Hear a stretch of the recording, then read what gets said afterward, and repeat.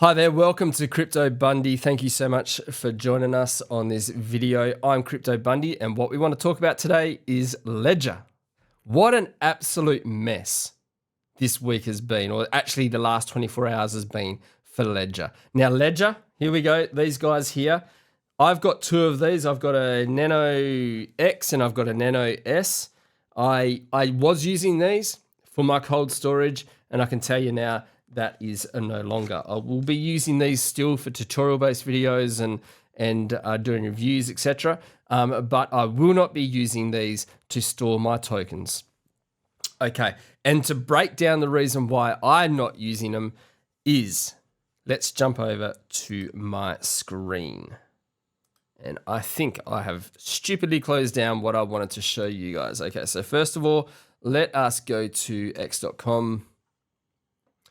Thanks to my friends at Twitter. Thanks, Elon Musk. They have suspended my account, and I'm waiting for them to get back to me on my appeal. But let's search up Ledger. Jump over here, and here we go. Okay, so this is the message from the CEO of Ledger. This is from the CEO of Ledger. Okay, second paragraph. This exploit was the result of a former employee falling victim to a phishing attack, which allowed a bad actor to upload a malicious file to the Ledger's npm JS, the package manager for JavaScript code shared between apps. Okay, so let's break this down a little bit further. Now, I come from an IT background. I've worked in IT for over 20 years. I have a strong IT management background of over a decade experience in IT management in fairly large organizations. So, to have a former employee, now we're not told whether that person had left a day ago, an hour ago, a week ago, a month ago, a year ago. We don't know the details, but all we know is there was a former employee that fell victim to a phishing attack. The hacker got details to get into Ledger's system and be able to upload malicious files that rolled out to Wallet Connect and everything else and all these WebD app sites. And one of those was revoke.cash, and there was a bunch of others, and people were signing bad transactions. So that, and the transaction, the exploit that was out there was a wallet drainer. So people were approving these transactions and their wallets were getting drained. Now, it was picked up pretty quickly. I think they picked it up within about 40 minutes, and then they had to go off and fix it. I know revoke.cash actually shut down their whole ability to do anything on their site because as soon as they became aware of the problem, they took preemptive action. It wasn't just revoke.cash. There were a bunch of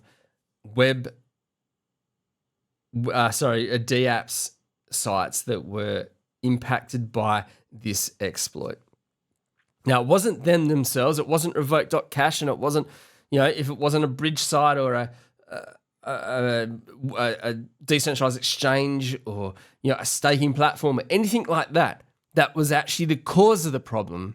They were essentially a third party in this, and the fact is the issue lays fairly and squarely at the feet of Ledger. Ledger allowed this hack, and the hack itself at this stage, or the exploit itself, has resulted in $600,000 worth of tokens being drained. But in the scale of exploits and everything, that's not a huge number. But what is huge is this was done by an organization that is supposed to pride itself and be like the pinnacle of cold storage and hardware wallets.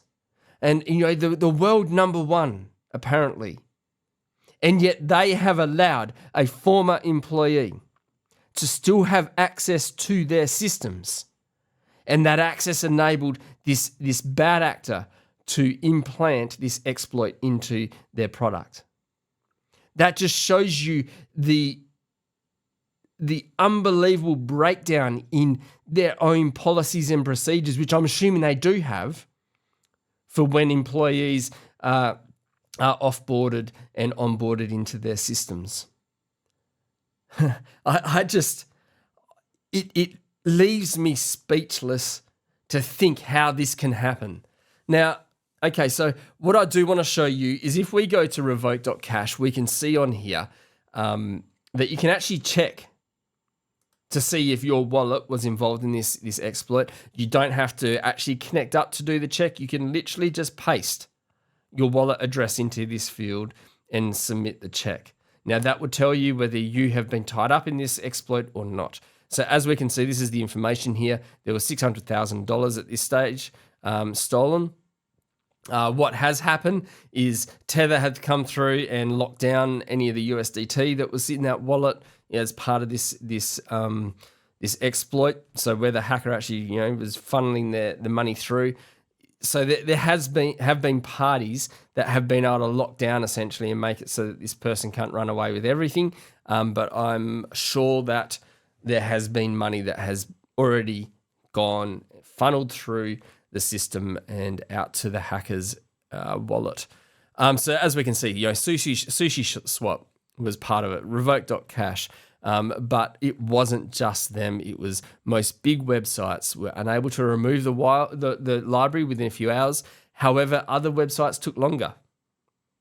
And if you're a project and you don't have active devs on there who can jump in and do these changes, you're at risk of actually putting your community at risk if you can't jump on and do these changes quickly. Anyway, so this isn't the first problem with Ledger, and I want to just show you, I think I did a quick one earlier. If we go have a look at Ledger, Ledger 2020, I think they had a major hack. Yeah, they had a hack back in 2022.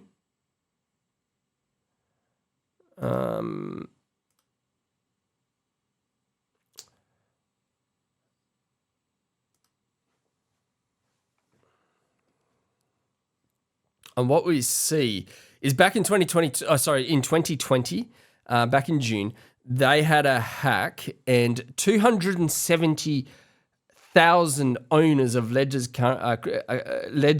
hardware wallet, their phone numbers, their email addresses, their postal addresses have been released to this hacker. Now, I believe, so phone numbers and postal addresses was 270, but I believe there was 1 million email addresses that were actually the hacker was able to steal. So they've had breakdowns in their systems, not just once here, they've had it twice. Now, the other thing to add to this is obviously, now we've got this product that they've released, so Ledger have released, that enables you as a user of the Ledger hardware wallet to have a backed up private keys.